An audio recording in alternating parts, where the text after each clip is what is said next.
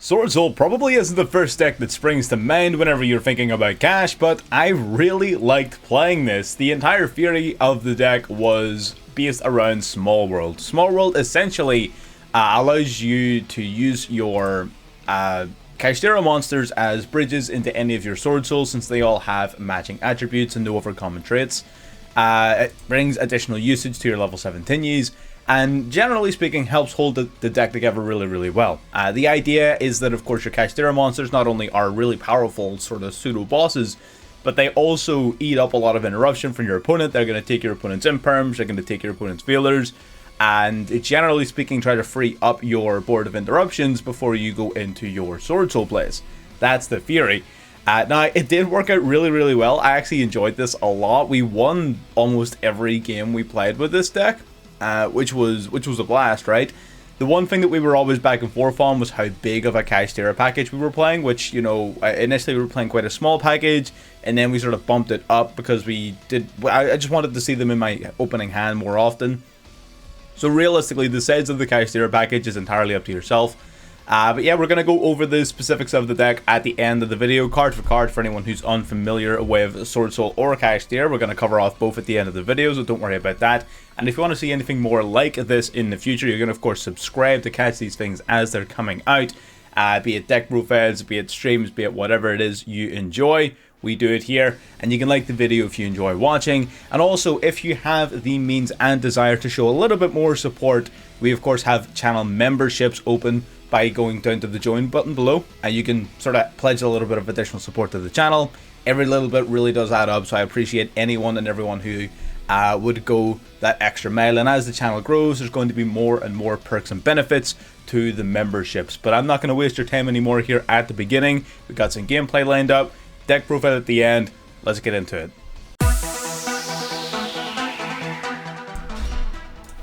Alright, getting into game one here, we're going second, and we're going second up against, obviously, the Medora here. Luckily, we do have Maxi in hand, which is nice, because we are playing against Tearlaments here, so we're going to need to build up a little bit of advantage here. Now, before we start drawing a bunch of cards, just so that nobody's in the comments being like, oh, you only won because of Maxi, look at our opening hand. We had Mo Yi, Fenrir, Emergence, and Call By.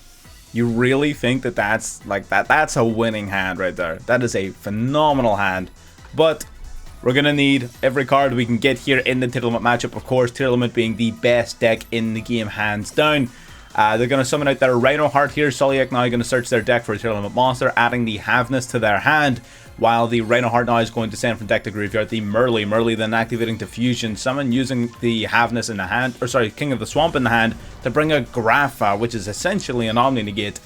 We draw the Unicorn, which is nice. Time fee for Redoer then coming out, and now they're going to end their turn. So this, we make some interesting plays here. This is going to be a fun one. So they're going to go Redoer, of course, grabbing a spell card off the top of our deck. A little annoying, but fine. Fenrir comes out. We actually... What we do here is we go for Maxi. I'm going to put my opponent's Grapha on the spot. Grapha, of course, their plan during my turn is to use their 10 feet Reader to conduct a bunch of special summons, right? And we know that.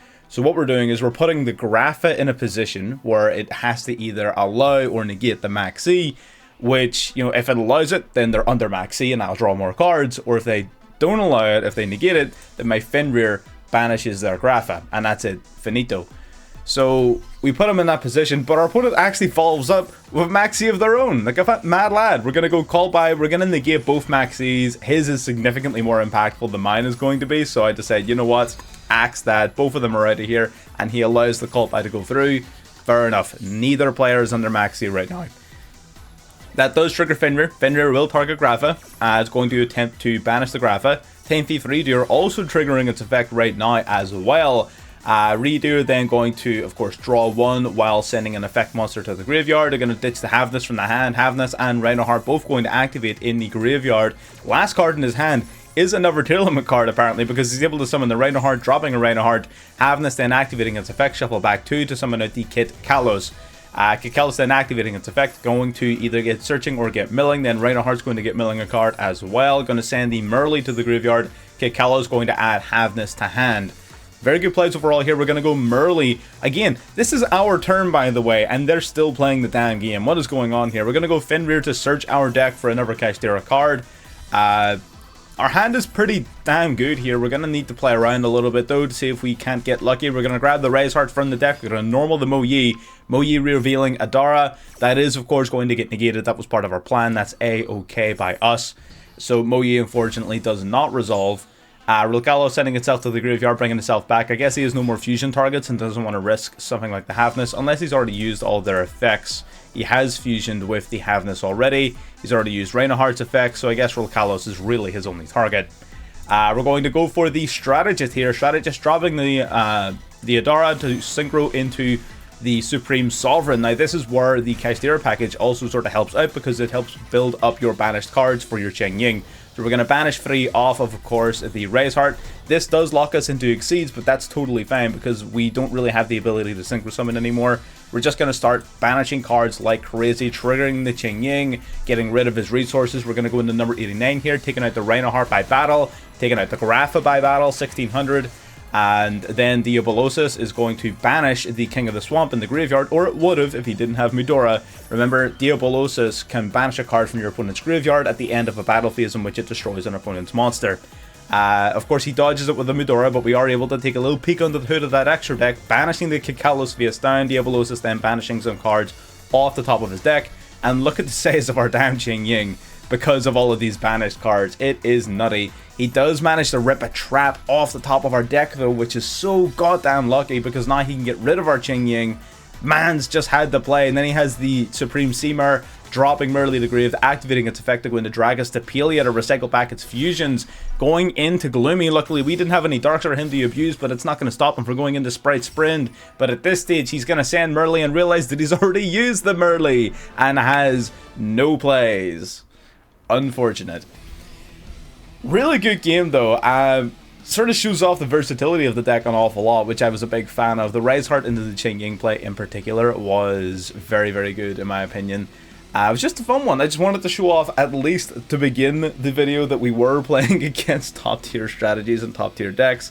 Yes, Maxi helped a little bit in terms of generating a bit of extra advantage, but in most situations that opening 5-card hand, or if you want to say that, oh well, Maxi's broken, we'll take Maxi out and draw 1 as well, like that, even as a 4-card hand, that was pretty good. Of course, to play through that amount of interruption, the Maxi was very useful, but still, you know what I mean. But anyway, I'm not going to ramble here, let's get into game 2. Alrighty, getting into game 2 here. Again, going second, we were not getting very lucky when it came to our opening sort of coin tosses. Our opponent's going to be playing Pot of Prosperity, banishing 6 cards face down, revealing the top 6 of their deck. They're going to grab the Fenrir. Fenrir, of course, being a pretty brutal card. They're going to start their turn with Unicorn, though. We're going to hit that Unicorn with an Impermanence. By limiting their access to KASHTIRA Birth, it is going to slow down their KASHTIRA plays at the very least. So Imperm, very, very effective. This has been the best time to play Imperm since the SWORDSOUL flu meta. So it is. Imperm is really good right now.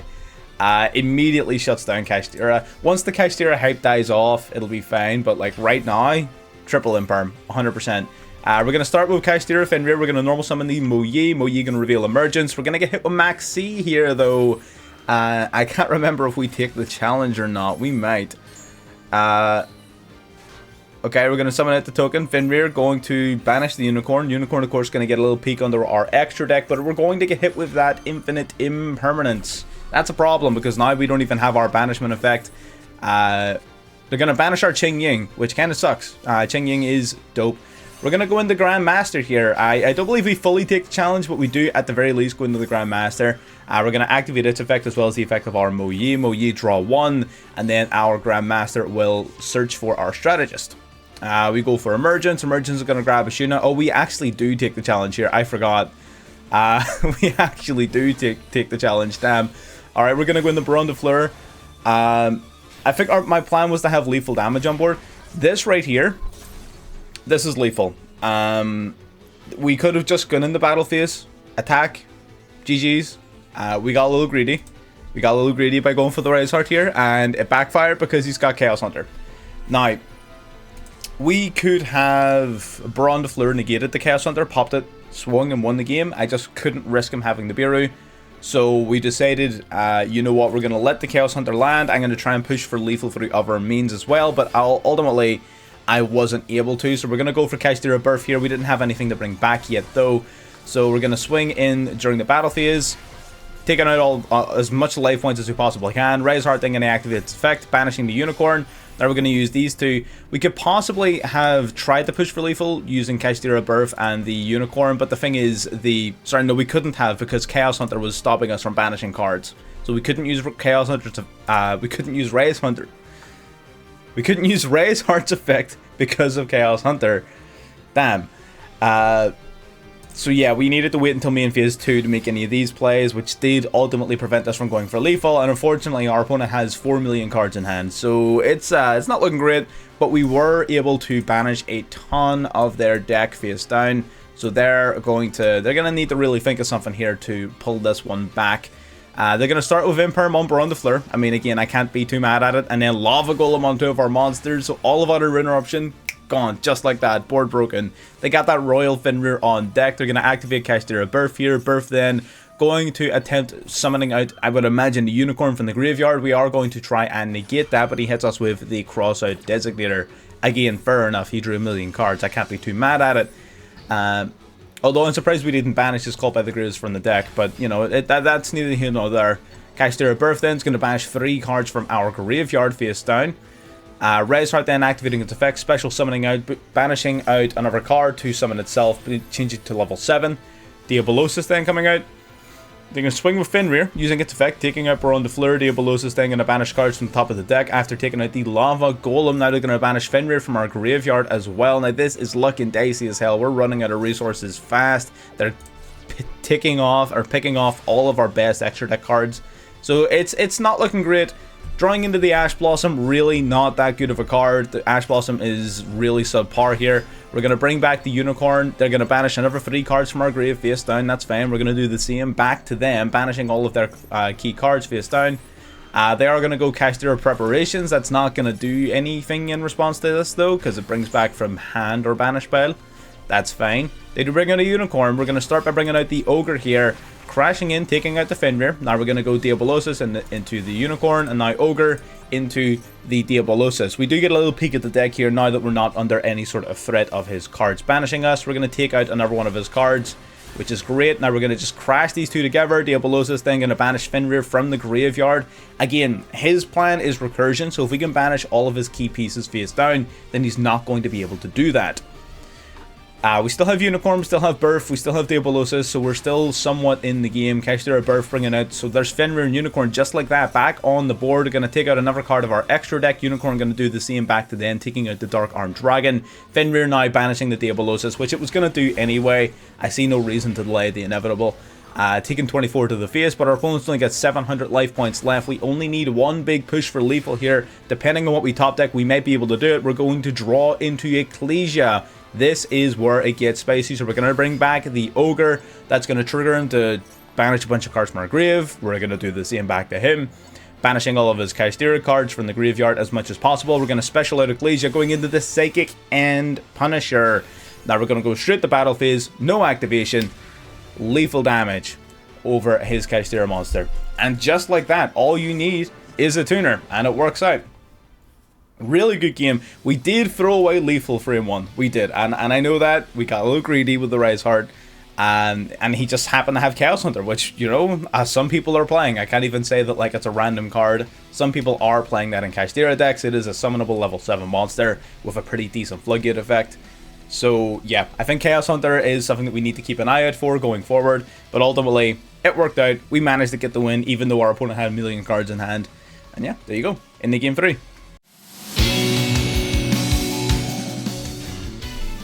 Alrighty, getting into game 3 here. I believe this was actually like our second duel playing this deck. We're going to start with Unicorn grabbing Birth then activating. We're going to use...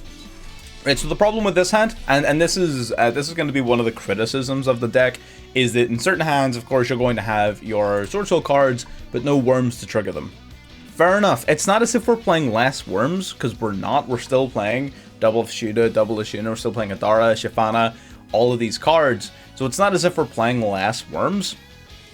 but we're also playing a slightly bigger deck than normal, I guess.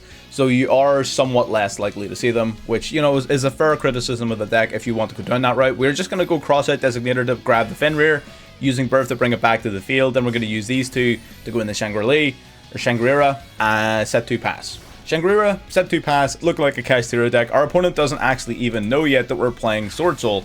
We're going to bring Fenrir out from the deck. We're going to see if we can't surprise him later on with these SWORDSOUL cards. Stratos then grabbing Ferris. Now, we have a pretty decent matchup against heroes. So we do, because a lot of their cards are very predictable. So they're going to go Ferris here. Ferris then setting up the Increase as per usual. Increase then summoning itself out to the field. Increase going to summon it to Vion. Vion then going to get hit with Infinite Impermanence. We're going to negate that bitch, except no, we're not. Out comes Mask Change of all cards. Now that's totally fine still. The Vion is going to be sent to the graveyard and summoning out the Darklaw. Imperm of course fizzles. He's going to send Plasma to the grave. That's going to trigger off our Fenrir. We're going to banish that Darklaw as well as 3 cards from his graveyard, including the Plasma he just sent there. I can only imagine he saw that coming, which is why he didn't send anything more valuable. So all of those cards are banished, and then our Shangri-La is going to lock up a couple of his zones. Again, it's only 2 zones, so it's not as if it's the most impactful lock in the world.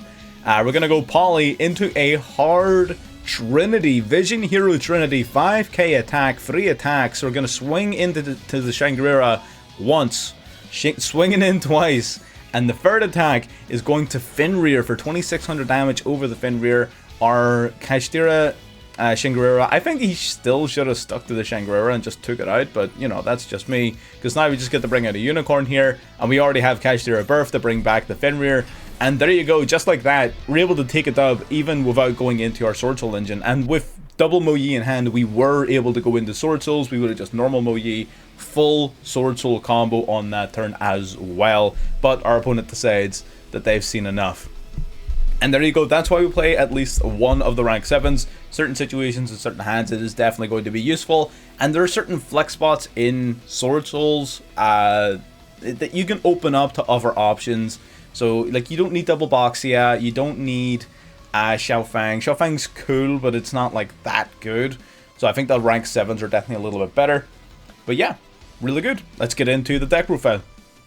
Alrighty, now this is another deck that we built live on a Discord voice call that are open to any members of the Discord. There was about, what was there, 5 or 6 of us were on that call at the time. And we put this together. Again, mostly just sort of sitting around and having fun. But yeah, if you want to be involved in that sort of thing or involved in the deck building process for a lot of these decks, I do spend an awful lot of time in open voice calls in the Discord. So if you're interested in that, Discord's below. It's pretty fun. You know, it's one of my favorite things about the Discord, where we can just sort of sit and chill out. Alright, so the deck. Disclaimer, I dare say there's probably going to be slightly better ways of building this. There wasn't really any precedent for us to follow up on. We were playing from mostly a new idea, right? So there wasn't exactly a lot of examples for us to refer back to. In hindsight, cards I would remove, I would likely remove the preparations. I put it in because I think it was like 1 game I summoned Ogre and really wanted to have preparations, but all in all, it's probably not that good of a card. I would likely take it out. And past that, the only thing you really want to chop or change would be ratios. Like, you might not want to play 3 Unicorn. I really like Unicorn. I think that Unicorn eating those Imperms, eating those Veilers, eating those Ash Blossoms is sort of what brings value to the KASHTIRA engine for a lot of these hybrids, in my opinion. And Unicorn is as good as baiting those out as anything, because they really do not want you to grab KASHTIRA Birth. This card is nuts. So yeah, Unicorn just eating those Imperms is the main reason I want to see it in my opening hands. Not only that though, like, again, even if they don't interrupt it, it means that I get to grab some crazy ass cards, right? It means that I can follow up and do some pretty nasty stuff. So yeah, I don't mind. Let's talk briefly about hand traps and such. So we got the triple Maxi, triple Ash Blossom. We've got, of course, double Called By and single Crossout. That's the Maxi package, as I've ordained it. You have to play that. It's unfortunate that you have to play that. That's 9 cards of your deck dedicated right away. You have to play these cards. I'm sorry, you just can't allow Maxi to resolve. You have to play these cards. You just have to do it. You can't let Maxi resolve. Maxi, of course, being one of the best cards in the game, you have to play it. And we've got double Imperm as well. You could play triple Imperm if you wanted to. I would like to play triple Imperm. Now that we're taking preparations out, if you don't mind playing 44 cards, I would likely play another Imperm. But it is entirely up to you. I would also be tempted to cut a small world down to 2 to bring it to 42 cards, which is a little bit more balanced. But yeah. So, that's the hand traps. Let's talk about the Sword Soul cards first. Let's talk about Sword Souls. So your Sword Souls are separated into 3 primary cards. You've got Mo Yi, you've got Taya, you've got Strategist. So let's bear in mind their attributes. Mo Yi matches Ogre.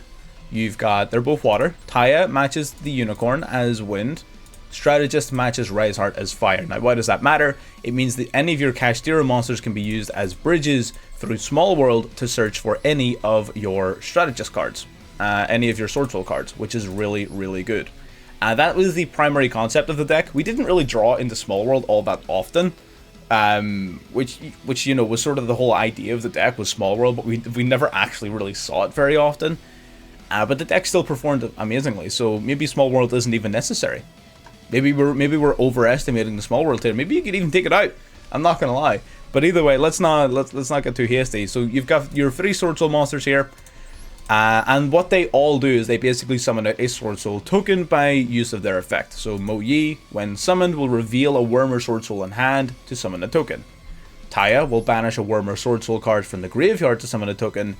And Strategist, being the oddball, will discard a Sword Soul or Worm monster to special summon itself and a token to the field. Now, the token itself is a level 4 Worm Tuner. It is a water attribute monster, so it's essentially, that's where your tuner is. Your level 4 tuner is your token, and all of these guys will be used in Synchro Summons for, of course, all of your big cards. Your Grandmaster, your Barone, your whatever. Now, it's important to bear in mind that while you control a token, you can only Synchro Summon from the extra deck. You cannot bring out your Exceeds or Links. That's not usually an issue because your opponent will aim to get rid of your tokens as early as humanly possible if you are playing Sword Soul, or you yourself are going to use them for your Synchro Summons. So very rarely that lock is a problem, but it is worth bearing in mind since we do have a little bit more of a complex extra deck than most Sword Soul decks. Now, we've got, they all also, sorry, I should cover, also all have effects that activate when they're used as Synchro material.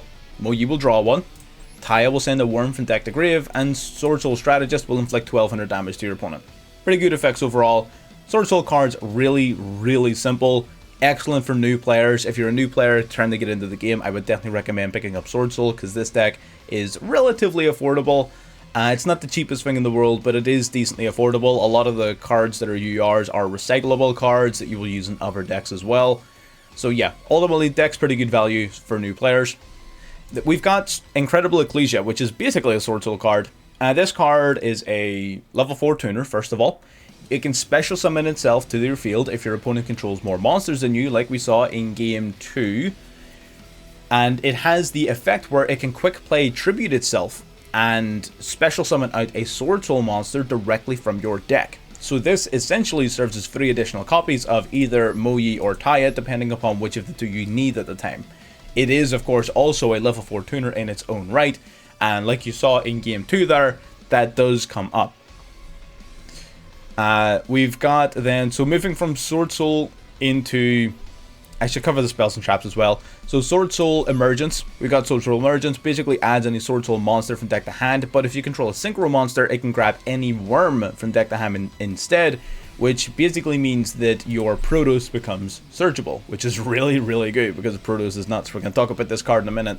But Emergence is a phenomenal search card. And we also have Sword Soul Blackout, which will destroy 1 worm you control and 2 cards your opponent controls, and also when it's banished from the graveyard, or banished from anywhere really, will special summon out a Sword Soul token. So pretty versatile card overall. You will use both of its effects. Both effects are definitely very useful, but it's primarily there for a little bit of disruption, for floodgate removal, for things like that, for those sort of tricky matchups that you can't out via normal means. It doesn't come up every game. It's not all like super impactful, but playing the one of is absolutely mandatory for sure, because it will win you dicey games. It'll win you the odd matchups. It'll beat floodgates. Yeah, pretty good card overall. that's your Sword Soul cards. Sword Soul cards, really straightforward. None of them are super complicated. Then you've got your Tenyi cards. You've got the double Ashuna, double Vishuda, one Adara, and one Shifana. Now, the level 7s, the Vishuda and the Ashuna.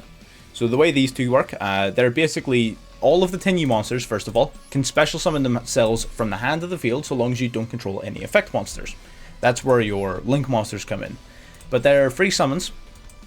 Now, Vishuda and Ashuna have additional function in this deck as well, where they're level 7s, making them excellent starters for Small World. They will basically, you can banish your Ashuna and Vishuda, then banish any of your Sword Soul cards to go into an appropriately matching Kashtira card, or you can even banish the Adara to go into Fenrir. So you can basically go into any of your Kashtira cards through your Tenyis, which is good. You can also then appropriately go through your Kashtiras, go with Kashtira starter through an Ashuna to go into any of your Sword Soul cards. So it's like a back and forth. It works either way, which is great. So their level is very, very useful because it ties them in directly with the Kashtira cards, making searching your deck even easier with Small World. Now, all of the Tenyi cards also have an effect that you can activate if you control a non-effect monster. Ashuna will banish itself from they banish themselves from the hand or graveyard to activate these effects. So Ashuna will banish itself to summon a Tenyi monster from deck, but it locks you in the worms only, which is important. Vishuda will bounce a card in your opponent's field. Adara will return a banished worm back to your hand. And Shifana is the only one that's a wee bit different. This card will activate in the graveyard when one of your normal monsters are destroyed, or a non-effect monster is destroyed. Specifically your Monk of the Tenyi, because this is the only one really we play. And it will summon itself back to it will summon back the non-effect monster that was destroyed, and it'll pop a card in your opponent's field, which is pretty good. This is here primarily because there are certain situations in which you need to have a level 4 non-tuner to special summon out of the field. So very, very important that we have this here. Being able to special summon this card off of the likes of Ashuna for a spare Sword Soul token or something of that effect is crucial. So yeah, that's why it's here. Tenyi's really not that complicated as well. Again, Sword Soul Worm deck itself is just super, super, super straightforward. Now we got the Kashtira cards. So we're playing a pretty big Kashtira engine here. We're playing double Fenrir, we're playing triple Unicorn, we're playing a single Ogre and a single Rise Heart. Now a lot of people will probably want to cut that down a little bit, and I don't blame you. Initially we were playing this. We were playing one Unicorn, two Fenrir, one Ogre, one Rise Heart. You need to play at least one of each because the whole point of the deck is they act as small world bridges, which you need the attributes for. But through testing, I really, really liked having 3 Unicorn. I did. I don't know if I just have a bias for this card, but I really, really like this card. I love seeing it in my opening hand. I love using it to beat out all of these imperms. And yeah, Unicorn, I feel like the triple Unicorn just adds a little bit more value. If you don't have 3 or you don't want to play 3, playing it at 1 is also totally fine. So what do they actually do? So the 3 main Kashtira cards, so your Fenrir, Unicorn, Ogre, all level 7s, they can all special summon themselves to the field if you control no monsters. They all have a search effect. Fenrir will search a monster, Unicorn will search a spell, Ogre will search a trap. Of course, we were playing preparations, but I definitely wouldn't recommend playing preparations. You can play this if you want, it is searchable off of Ogre. But I don't think that's good enough reason to play it. Not in this particular deck, I don't think. It's more often than not a brick, so that's fine. They all also have an effect that activates when either A, they declare an attack, or B, when your opponent activates a monster effect. Fenrir will banish a face-up card your opponent controls face down. Unicorn will look at your opponent's extra deck and banish a card face down. And Ogre will look at the top 5 cards of their deck and banish any card of your choice face down. So Fenrir, of course, is probably the most impactful effect in most circumstances, although Unicorn is a close second, because there's a lot of decks that really center around very specific cards in the extra deck. Kashtira Unicorn being able to banish a Dragunity Romulus, being able to banish a Baron de Fleur, being able to banish a Tearlaman's Kikalos, being able to banish all of these sort of key cards that many of these decks only really play at 1 is super, super impactful. And you're going to notice your opponent is going to suffer a lot whenever you do that. Now, it's not going to like solo win you games because you banish one card from their extra deck. In most cases, they're going to have fallback plans, but they're having to play those fallback plans through like an entire SWORDSOUL board, right? Or through a KASHTIRA board. So it becomes very difficult for them to operate whenever they're already not at full capacity due to not having all of their resources. Plus, as free level 7s, they can act as either extenders into your Psychic and Punisher, or they can just act as pseudo boss monsters that sit on the field alongside your regular SWORDSOUL plays. Now, the one-off here is KASHTIRA Riseheart. This guy's a little bit different. So this guy can special summon himself from the hand if you control a KASHTIRA monster, but it does lock you into Exceeds. So typically, whenever we're playing Fenrir is almost always going to search your deck for a Riseheart because it gives you sort of an additional card on your end board, which is awesome, and because it is directly searchable. Now, it can also banish a KASHTIRA monster from your deck to boost its level to 7 and banish 3 cards off the top of your opponent's deck face down. So you get rid of more of their resources, you get to banish one of your KASHTIRAs from deck, which is awesome because of KASHTIRA Birth, which we're going to get to. So this guy basically special summons himself out, becomes a level 7. That's why we're running a couple of rank 7 plays in the extra deck, because they're very, very, very easy to go into. And like I said, there's a couple of spots in the extra deck that aren't super tight, so you can definitely fit these guys in place of that. In fact, they make the deck a lot cheaper because you're now not playing Xiao Fang, which is a UR that you're never really going to use anywhere else. So Riseheart, definitely phenomenal, especially searchable off of Fenrir. It's a fire attribute, which makes it a great bridge into the legs of the strategist. So yeah, all in all, definitely at least a one of, which is great. And we're playing KASHTIRA Birth. This card is here to be searched off of your Unicorn. It allows you to normal summon level 7 monsters of attributing, which of course is your KASHTIRA monsters, but also your 2 Tinyus can now be normal summoned without any sacrifice. So it's not even always the worst card to just have in hand. Of course, you'd rather search for it, but it's not terrible to just have. But its main effect is that during your main phase, you can special summon back from the graveyard or banish pile a non-exceed KASHTIRA monster. And of course, whenever your opponent activates a spell card or effect, you can then banish 3 cards from your opponent's graveyard face down. So that effect is particularly useful in very specific matchups. There are certain matchups where you would think it would be super useful, but it turns out not to be, like Tier Limit matchup, because Tier Limit don't play a ton of spell cards. But in certain matchups, that effect absolutely kills, and being able to continually banish their cards, even if for no reason other than to limit their follow-up or to boost your Cheng Ying, just banishing as many of their cards as possible is fantastic. You're just removing their resources because all of the cards are banished face down. And the fact that you're able to once per turn just Monster Reborn back one of your KASHTIRA cards, don't forget these cards are like pseudo boss monsters. These cards are amazing, even if you're not using them as extenders into your extra deck summons. They're just great cards to have on the board. So that's the KASHTIRA engine. The only card we really haven't talked about thus far is Arch Nemesis Protoss. Arch Nemesis Protoss will be searched for off of your SWORDSOUL Emergence. Basically, this card can special summon itself out to the field from the hand by banishing 3 different attributes from your graveyard or field, which we can accomplish very easily in this deck. We're playing a ton of different attributes. And essentially, what you can do is once per turn, you can call an attribute of a monster that is currently face up, and that monster, that attribute, then cannot be special summoned until the end of your opponent's next turn, which is brutal. Now, normally you're going to call Dark. This card cannot be destroyed by card effects, which means that if you call Dark, it's not going to pop any of your own cards unless you have other Dark monsters, in which case, obviously, don't call Dark. Even the Shangri-La, though, is fire, which is awesome. So, Protoss calling Dark is going to lock your opponent out of special summoning Dark monsters, so goodbye Tier Elements in particular, and whatever other Dark monsters they want to play. Things like Branded will suffer an awful lot because of Protoss. So yeah, definitely a disgustingly powerful card, very, very, very easily searchable, very difficult to get rid of, but that cannot be destroyed by card effects and a 3k defense, so it's not as if they can just walk over it, right? But it is definitely not as strong in this particular position as it was before because of Fenrir. Fenrir becomes the out to Protoss in very many matchups, which is why a lot of decks, well, it's not why a lot of decks are playing Fenrir, but it's another benefit of a lot of decks playing Fenrir because they can just out the Protoss. Who in the right mind is going to call Earth, right? So bear that in mind. That is definitely a possibility. Protos is a little weaker right now compared to what it normally would be, but it's still devastating, and it's still so easy to summon.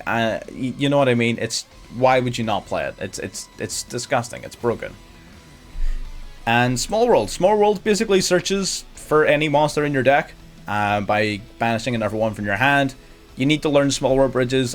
This video is not going to be long enough for me to talk about that, but just practice with Small World, you'll get it. It's not that complicated of a card. It seems more complicated than it is. But yeah, it basically just allows you to tag out any monster in your hand into any monster in your deck. Okay, getting into the extra deck then. My nose really itchy all of a sudden. So, we've got Yazi. Yazi is here for very rare occasions when you need to be able to summon a level 7 from the extra deck, primarily in situations like Adara plus Sovereign, or if like a Moyi gets negated and you need to trade it off of an Ash Blossom. Super niche. You could definitely play the deck without Yazi. I just know that every time I play the deck without Yazi, every like 4th game, it comes up where I would have been able to make a play if I had Yazi. So just I throw it in. Basically, it can't be targeted by card effects, which, well, your opponent can't target it with card effects, which does come up. It's no small effect, so it's untargetable, which is nice. During your turn, you can target one card you control, one Yangzing card you control, and one card your opponent controls, destroy both. So typically you're going to target Yazi and one of your opponent's cards, pop them both. And when Yazi is destroyed by a card effect, it will special summon any worm monster from your deck in defense, which will be your Taya, which will be your Moyi, which will be whatever you need in that particular moment, although it's almost always Taya. So yeah, Yazi is awesome for sure. Boxia, another Yangzing monster, great at breaking boards. When synchro summon, you can target the cards on the field up to the number of different attributes of worm monsters used for its summon, usually 2, and then you get to shuffle those cards back into the deck. It can also destroy a card on your field to bring back any level 4 or lower monster from your graveyard. Very versatile card, great going second. Many people play it too. We don't have room because of the Exceed cards, but this card is definitely awesome. We got the Draco Berserker of the Tenyi, just a generic sort of level 8 synchro. It's important to have some backup worm synchros because, like I said, Ashina does lock you in the worms, so Draco is important for that particular reason. When your opponent activates a monster effect, you can banish that monster, so that's really good if they have like something on their field, like a Kakalos, and they can't chain block it. This card's able to just banish it, which is awesome. There's a few uses to that effect. It is worth bearing in mind that you cannot banish something that, as part of paying the cost of that effect, is no longer in the location it was when it activated. For example, if they activate a card on field and it sends itself to graveyard as cost, well then you can't activate this card's effect to banish it, because it's no longer in the place where it activated. Weird ruling, I know, but you just can't do it. Worth bearing in mind because it does come up. If it destroys an effect monster by battle, it can, once per turn, permanently gain attack points equal to the attack of that monster that it destroyed by battle, and then it can once per turn attack again into another monster, which is awesome. So it gets super big, super quick, and really does put out a ton of damage. So Draco is definitely a very powerful generic level 8. You don't go into it all too often, but it is definitely a very solid card. We got Dragite, another generic level 8. This time it's just a generic spell or trap card negate as long as you have a water monster in grave, which is awesome considering you're playing Moyi and such. Grandmaster. Grandmaster has 2 effects. This is one of your primary monsters you're going to summon every single turn. When it's summoned, you get to add to your hand or banish a SWORDSOUL card directly from the deck. Which is awesome because you're either going to search for something like your Strategist, or Emergence if you want to. So Strategist if you don't have it in hand to go in the level 10 Exceed, or sorry, Synchro. Emergence can be searched for off of this, which will directly then search for your Protos now that you control a Synchro monster. Or if you already have both of those, then you can also just instead grab the likes of Blackout to your hand, which is an amazing fallback target, or in certain situations, depending on the matchup, may even be a better target than the first 2. Depends on the matchup.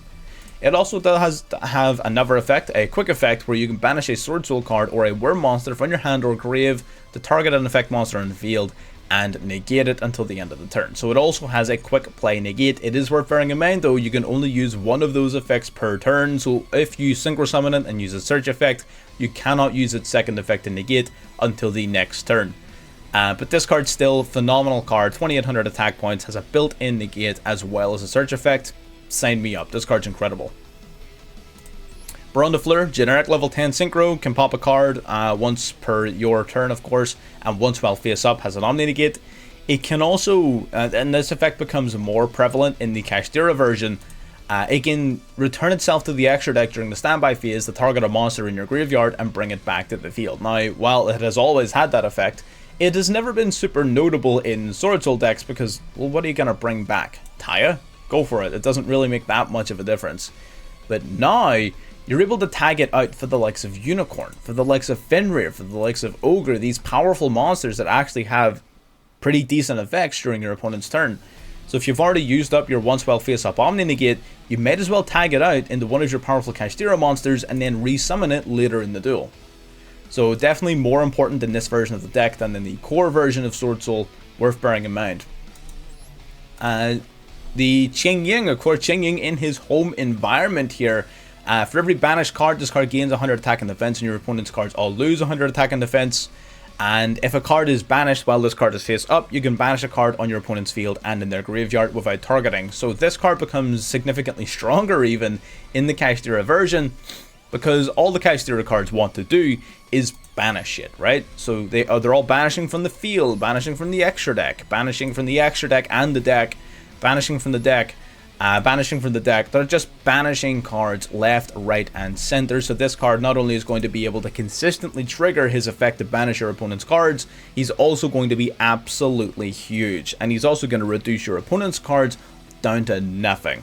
So very, very awesome card in this particular build. He can also protect himself from effect destruction by banishing a card in your graveyard as well. So he's not the easiest card in the world to get rid of either. He can still be targeted though. He's not, again, it's not like a wall. He's not super difficult. People will get past this card, but you can usually reap a lot of value from him before they do. Our last level 10, we have the SWORDSOUL Sinister Sovereign, whatever that says, the long one. While this card's face up, as a little niche effect, while this card's face up, if you synchro summon another worm monster, you get to draw one. Neat. But its primary effects are, of course, the following. So, you can use each of these once per turn. When your opponent special summons a monster, banish it, do 1200 damage. If your opponent activates a spell trap or the effect of a spell or trap, banish it, inflict 1200 damage. You can do each of those once per turn. So that basically means you can banish two of your opponent's cards every turn and deal 2400 points of burn damage.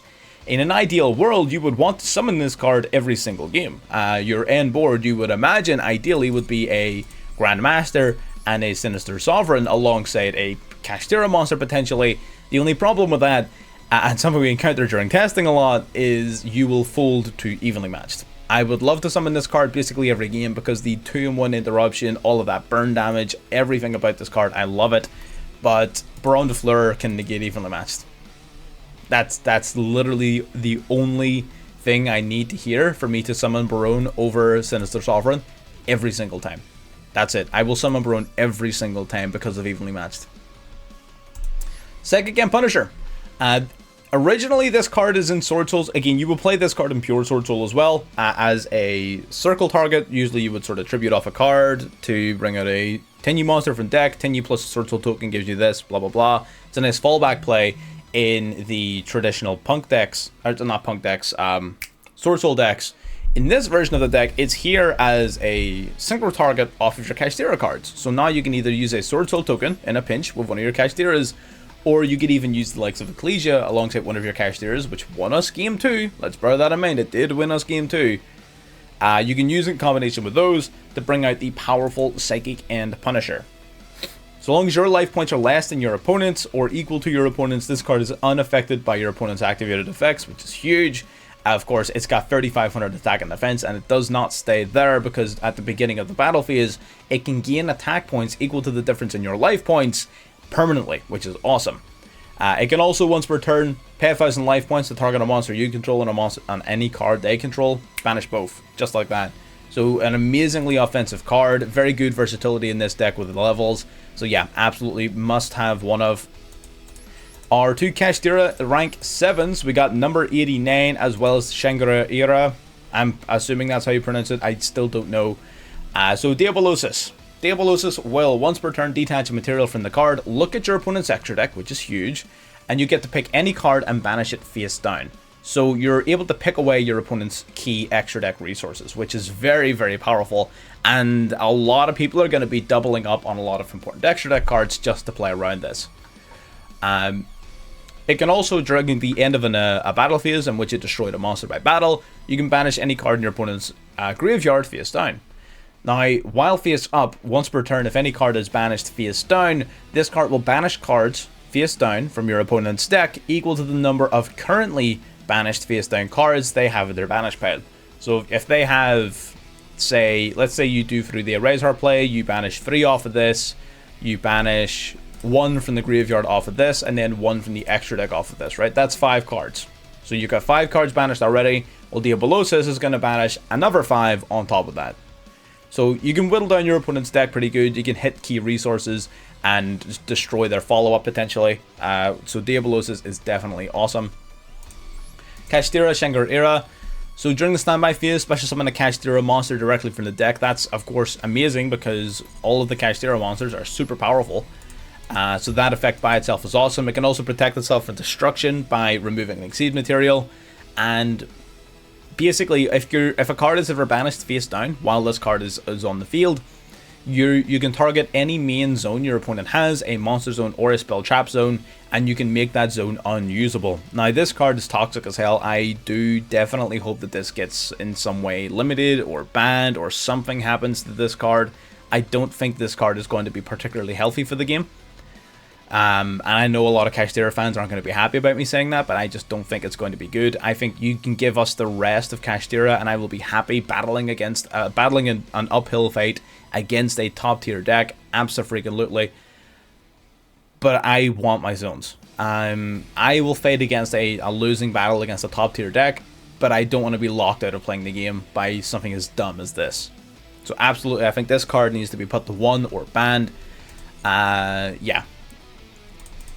Monk of the Tenyi. Monk of the Tenyi, here just to trigger off all of your Tenyi effects. Summon it out by triggering a Tenyi. It's a non-effect monster, it just helps with versatility. And lastly, Shaman, a card that we didn't use too often. You can discard a card to target a Worming Grave, special summon it, but you can't activate extra deck monsters effects except Tenyi monsters. If an attack is declared involving a face-up non-effect monster, basically a monk, so if monk attacks or is attacked while this card's face up, pop a card your opponent controls. Neat. Again, if you're really struggling for extra deck space and you really want to put something in, I would probably remove Shaman first. She's not as useful in this version of the deck, but, you know, it's up to you. And there it is, that's the full deck. We had a blast. Again, I can't guarantee you that this is the best way to play this, because like I said, it's not as if there's a ton of lists out there. It's not as if it's something that people have played around with a lot. But I really like it. I think this deck is phenomenal.